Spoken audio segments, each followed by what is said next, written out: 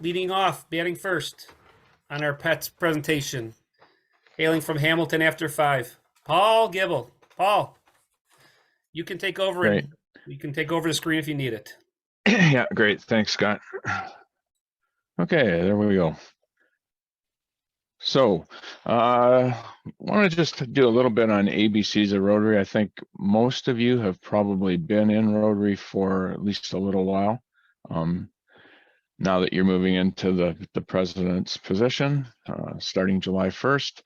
So just want to give you a little Rotary background and some resources, as Scott said, if you do need something. So first, Rotary's mission and vision. So you'll see the mission.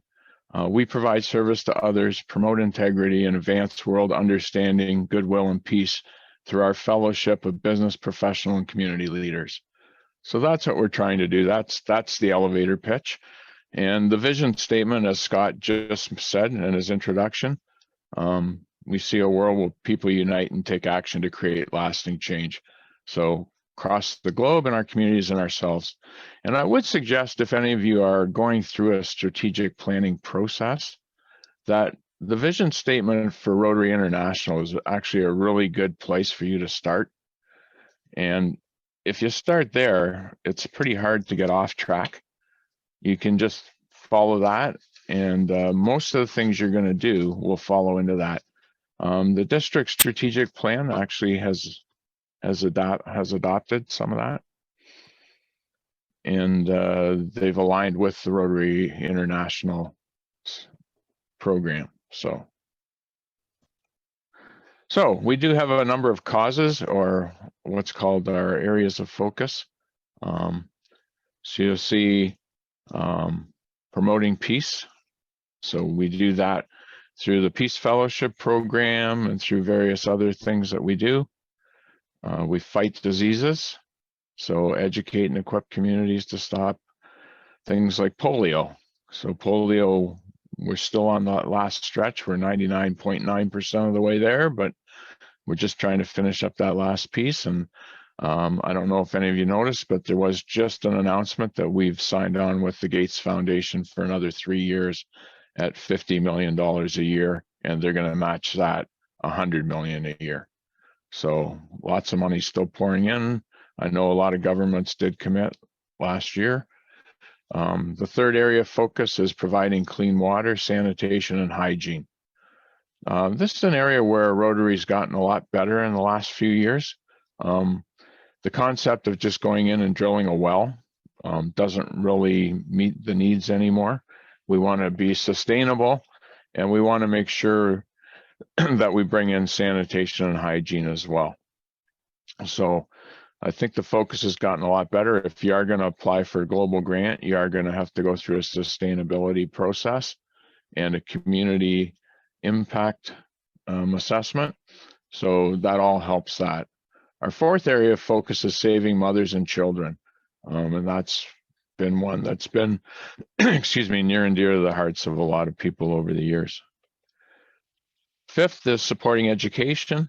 So we do this, we have ambassadorial scholarship programs, and we try to work on literacy, another big goal. Sixth one is growing local economies. So this is where microcredit fits in, things like that.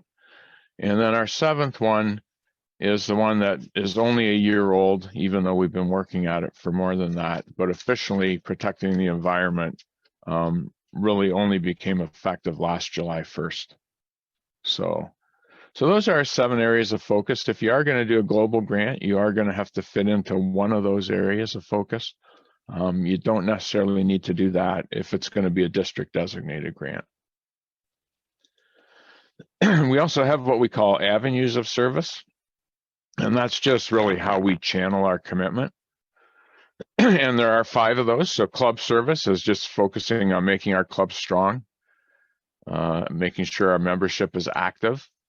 And really our goal at the district level is really to help you become the best clubs you can be. And that's really it. The next one is vocational service. So making sure that Rotarians contribute their expertise There's a code of conduct. There's a guide you can see in blue there, the introductions to vocational service. Those are guides that are available from Rotary International on the RI website.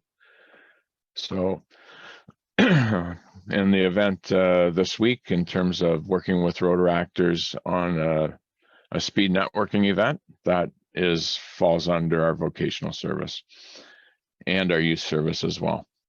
So community service, that we're all familiar with. That's ways we try and improve the quality of life for people in our communities.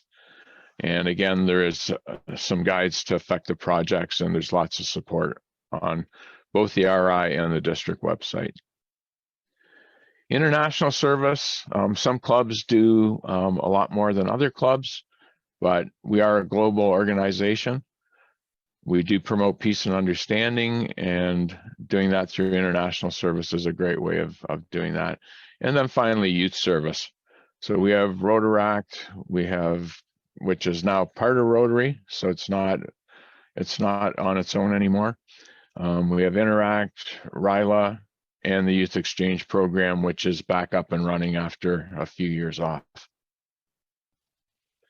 Structure-wise, really, there's three parts. There's the clubs, Rotary International, and the foundation. So the clubs are the most important part. They're the people that actually do things, right? That's where our projects happen. That's where the ideas happen. That's where the relationships get built. And that's where we get the understanding of what the needs of our communities are. Rotary International supports the Rotary clubs, and they do that through a number of ways. One is through the districts. One is just through resources. I don't know if any of you have tried the Learning Center, but it really is phenomenal, the number of things that are there that you can take courses from 15 minutes up to 2 or 3 hours. But there are courses on a lot of things now. And again, the district exists just in terms of RI to help the clubs be the best they can be. And then our Rotary Foundation really helps all our activities, because that's where the money comes from. And it is important that we continue to donate to the Rotary Foundation. And ideally, we'd like every member to make that their charity of choice. So it's not really about the amount, but we would love to have as much participation as we can have. And half of the money that we raise in our district, 45%, it just changed, comes back to us in 3 years' time. So that's really the structure. And that is it for me. I'll turn it over to Marcel, unless anybody has any questions. I just want to make a point, Paul, because I love sometimes that we don't even know what Rotary is. And I think having a little bit of a basis as to what we stand for and what we do as an organization is really important. I mean, I am sure that almost everybody in this room has been asked, what is this Rotary Club you keep referring to? And I think sometimes it's important to have that answer, available to yourself as to what we do. And I think it's a really nice snapshot. And I think we, as clubs, should be aware of those things that we do. So thank you very much, Paul, for letting us in on that secret. So very good.